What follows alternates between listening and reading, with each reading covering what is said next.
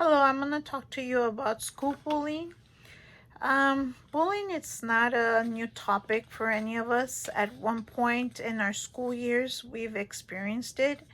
The only difference is that bullying has revolutionized along with technology, meaning bullying, the same way as our communication system is more accessible all around the world, all the way into our homes. Um, they also are able to create fake profiles on our social media platforms. So it makes it a little bit more difficult for administrators and teachers to find out where this bullying is coming from, um, who is the perpetrator, and how they could create ways of handling the situation, what consequences. It also brings to our attention how we're not able to dismiss bullying anymore like in the old days where kids will be kids. It's kind of hard to do that when the these circumstances bring very grave circumstances to our schools as far as safety is concerned. By that I mean a lot of school shootings. Bullying has been a responsible factor in that. In some of these school shootings, also a lot of our suicides, kids as young as 6 years old, um, they felt that they didn't have the support system, maybe from either the school or the parents, and they were just brushed off. So basically, today I'm going to talk to you about um, the problems that we have with bullying in school, some of the causes, and most importantly, some solutions. One of the biggest problem I believe, when it comes to bullying, is that our school administrators, such as teachers, school districts, they don't know how to handle bullying because, again, we go back to the past. Kids will be kids, but things are different now. It's come to the point where um, they've been overlooked, and victims tend to feel that the only other resolution to this issue is maybe suicide or even becoming the aggressor themselves. They get taunted for so long that they end up thinking about vengeance, school shootings. So with that, we overlooked at the behaviors that might have given us any ideas of maybe there's um, a way of helping the person that's feeling helpless in that situation. And so the another reason that I found out can be added to this scenario would be the pandemic. I mean, the kids went through a lot of stress the same way as adults did. But if you think about it, they didn't have the social interaction with their peers. Everything was done through computer. And what is the best platform to be bullied by is media, right? Like, you're not going to be known, like, they're not going to find out who you are if you're bullying somebody. So you could set up a fake account and bully the person through there. So that's one of the another reasons that is so predominant and on social media. Um, a lot of these kids too, when they came back from the pandemic into the school setting, maybe they had the stress of losing a loved one. Maybe they had a lot of anger. So again, the same scenario, they become the aggressor. They don't get the help that they need, the emotional support system that they might need from an adult or a school setting. And this information I found it in an article written by ProQuest on June 7th, 2021. Um, Other problems are mirrored political ideas. By that I mean, we have our parents. You look up to your parents, you look up to, what their opinion about certain things are. And for the last past years, I've noticed that political opinion such as racism, hate, gender inequalities, um, or economical equalities.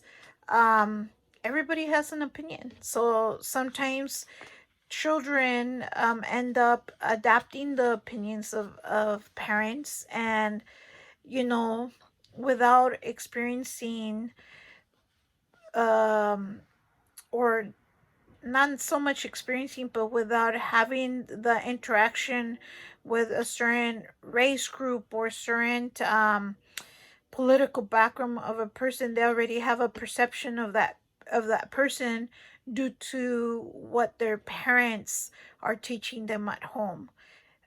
This information I found it in an article, the Los Angeles Times, ran on September 11th, 2018. Okay. Another problem uh, that causes bullying in schools is, some of these bullies, they're not taught any compassion. They're not taught accountability. They're not. They do not suffer any consequences. So there might be instances where maybe the school does try to connect with the parents and try to talk over the issues that are going on at school, how he's being the aggressor, but the parents dismiss it as nothing, and they never suffer consequences. So then these kids start thinking that what they're doing and how they're treating others is fair and that's normal. So that it becomes something normal in their lives, and that's how they continue with the bullying of other peers. And this information, I found it in ProQuest, ran on October 22nd, 2018. Now, some of the causes, again, some school districts do not like to let the world know that there's bullying going around, or, they don't have their school under control, so they tend to cover up problems as a misunderstanding instead of addressing the racism or the bullying that's been taken in the school grounds. A quote: "The first step is to admit when there is something wrong." This quote was made by a board member, Shant Sahakian. He felt that, he was from the Glendale School District. He felt that by admitting that there is a problem, it's the beginning of getting to a solution. This I found out. I found this information on ProQuest, November 6th, 2018. Another cause would be,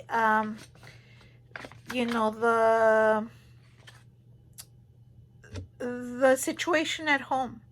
The bully might come from an unstable home.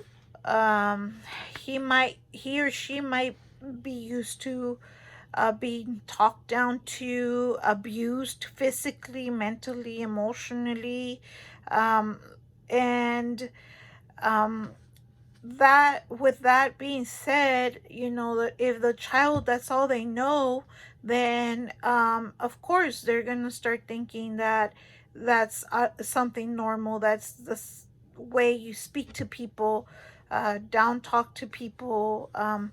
So that is how they become the aggressor. And this information I found in a Indian journal written in 2018. Some solutions that I found, where if we have a school system, um, and it's a very positive, supportive school system, the child is going to feel comfortable, at ease. They're going to want to come to school. They're going to want to come and open up to the school and say, hey, I need help. Whether it's them at the preliminary stages of, like, maybe they're the ones being bullied, and maybe they speak up and then they get the help that they need, psychological help to try to cope with this, and maybe they could address the aggressor. Or whether it's the aggressor, maybe they have a lot of anger issues and they don't have someone who they could talk to, and maybe the school can reach out and help out. This information I found in the Journal of Developmental Science, written in 2020. Another solution is almost like a whistleblower kind of concept.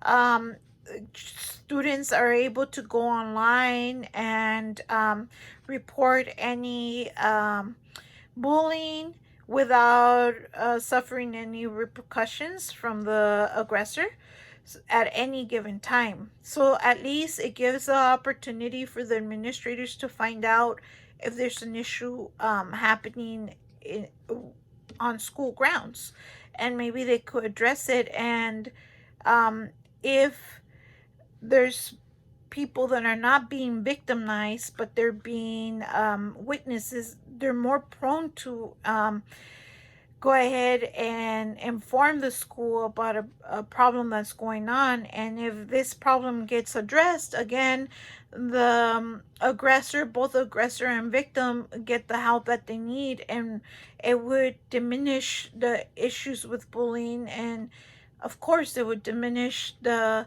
suicidal tendencies, or any type of shooting, or any type of dangerous activities. And this information, I found it in the District Administrator, ran January 2018.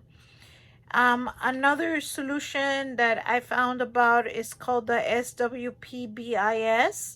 It's a program that identifies, it's more uh, geared towards the aggressor. If there's any students that are needing any type of counseling or any social services and resources, this program identifies those students, and schools can help out with those resources and make sure that these students get the help they need.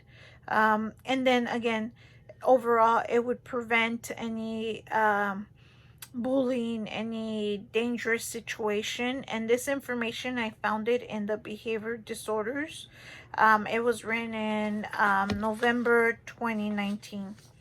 So in conclusion, I feel that bullying in schools is a very important topic that has been overlooked for a couple years now, and it is a very big problem in our school system.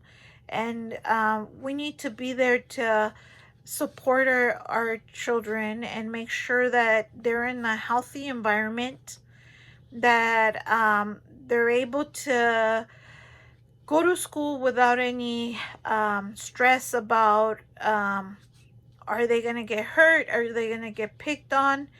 And just again, school should be fun, and it should go back to, I feel like, when I was younger, a normal situation where all you worried about is, what assignments are due, and not who's upset at you, or what kind of aggression are you going to be exposed to. And thank you. This is my speech for today.